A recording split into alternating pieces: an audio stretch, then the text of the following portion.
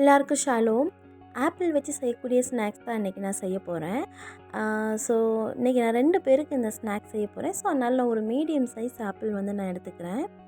First ஆப்பிளை நல்லா wash பண்ணிவிட்டு அதோடய ஸ்கின்னை வந்து நல்லா பீல் ஆஃப் பண்ணிடணும். ஆப்பிளை வந்து எப்போவுமே ஸ்கின்னோடு சாப்பிடாதீங்க, ஸ்கின்னை ரிமூவ் பண்ணிவிட்டு சாப்பிடுங்க.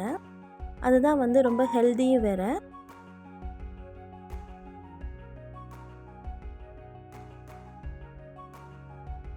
இப்போ கட் பண்ணியிருக்க ஆப்பிளை நம்ம மிக்ஸி ஜாரில் வந்து சேர்த்துக்கலாம். அது கூட காய்ச்சின பால் கொஞ்சம் ஆட் பண்ணிக்கலாம். நான் ஒரு 1/4 கிளாஸ் அந்த அளவுக்கு பால் வந்து ஆட் பண்ணியிருப்பேன் ஒரு ஆப்பிளுக்கு. அதுக்கப்புறம் தேவையான அளவு மைதா மாவு வந்து நான் சேர்த்துக்கிறேன். அப்புறமா தேவையான அளவு சுகர், தட்டின ஏலக்காய் கொஞ்சம் ஃப்ளேவருக்கு வேண்டி ஆட் பண்ணியிருக்கேன். அப்புறமா கொஞ்சம் தண்ணி, ஆல்ரெடி பால் ஆட் பண்ணியிருக்கோம், ஸோ பார்த்து கவனமாக ஆட் பண்ணுங்கள். அப்புறமா கொஞ்சமாக சோடா உப்பு, கொஞ்சமாக தித்திப்புக்கு வேண்டி கொஞ்சமாக சால்ட்டு, இதெல்லாம் சேர்த்து மிக்ஸி ஜாரில் நான் அரைச்சிட்டு வந்துடுறேன். ஸோ இப்போ அரைச்சதை வந்து நான் ஒரு பவுலில் வந்து மாற்றிக்கிறேன். ஸோ இது பார்த்தீங்கன்னா நல்லா தோசை மாவு பதத்துக்கு வந்து இருக்குது.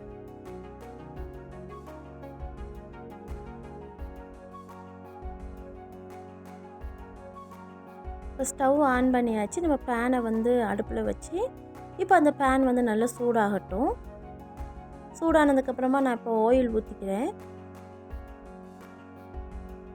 ஆயில் சூடானவொடனே நம்ம கொஞ்சம் கொஞ்சமாக நம்ம மாவு வந்து ஊற்றிக்கலாம் ஒவ்வொரு குழியிலையும்.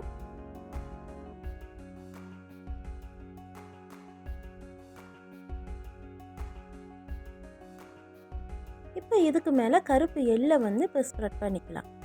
இப்போ எள்ளை ஆட் பண்ணுறனால நல்ல ஒரு எக்ஸ்ட்ராவாக ஒரு டேஸ்ட்டு கிடைக்கும்.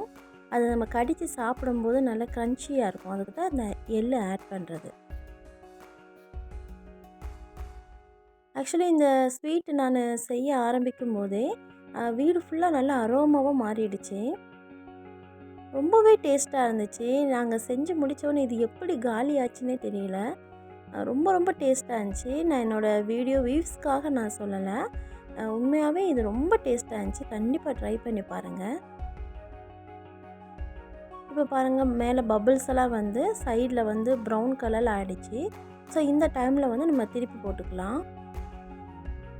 ஸோ இப்போ வந்து நான் பால் ஆட் பண்ணியிருக்கனால லைட்டாக அப்படி பிடிக்கும். ஸோ கொஞ்சம் கவனமாக வந்து திருப்பி போடுங்க.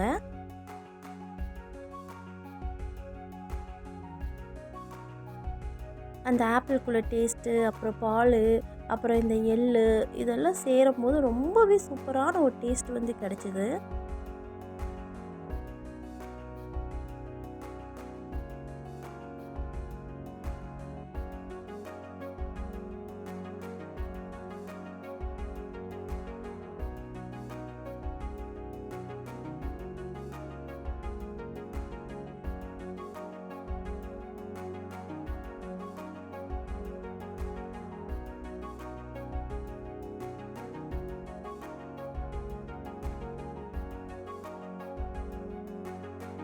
ஸோ 5 மினிட்ஸ்க்கு அப்புறம் மறுபடியும் இதை நம்ம அங்கிட்டு திருப்பி போடணும். ஸோ இந்த மாதிரி அங்கிட்டு இங்கிட்டு திருப்பி போட்டு இதை நல்லா குக் பண்ணி எடுக்கணும்.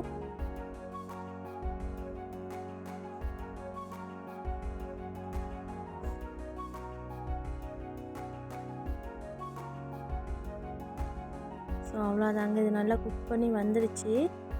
ஸோ இப்போ இதை எடுத்து வந்து நம்ம சர்வ் பண்ணிக்கலாம். அவ்வளோதாங்க, ரொம்ப சீக்கிரமாக செய்யக்கூடிய, ரொம்பவும் டேஸ்ட்டாக இருக்கக்கூடிய ஒரு ஈவினிங் டைம் ஸ்நாக்ஸ் வந்து ரெடி ஆயிடுச்சு. ஸோ இதை கண்டிப்பாக ட்ரை பண்ணி பாருங்கள். இந்த வீடியோ உங்களுக்கு பிடிச்சிருந்தால் லைக் பண்ணுங்கள். நன்றி.